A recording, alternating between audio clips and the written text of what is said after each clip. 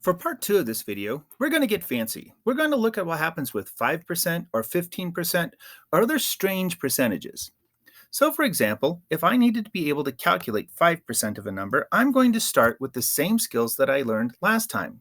It all hinges on, can you find out what 10% is?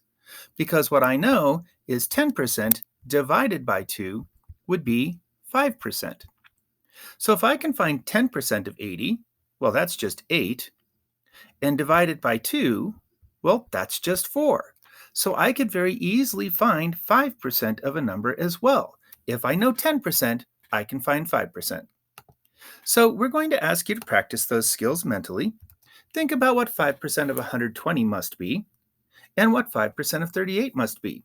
Again, we're going to be using the skill that 10% divided by 2 has to be 5%. So by now you've already figured out 10% of 120 is 12. And when you divided that by 2, you got 6.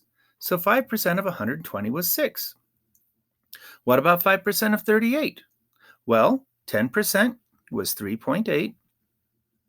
When I divide that by 2, I can do it in my head. I ended up with 1.9. It's a little trickier, but I can do it. So that leads us to some other interesting ideas. What about 15%? What if I wanted 15%? Well, that's just 10% plus 5%. I know how to find 10%, so 10% of 70 is 7. And I know how to find 5%. I just take half of 7, which is 3.5. If I now put those together, I end up with 10.5.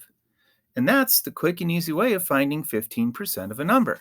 Take 10%, take half of it, add it together.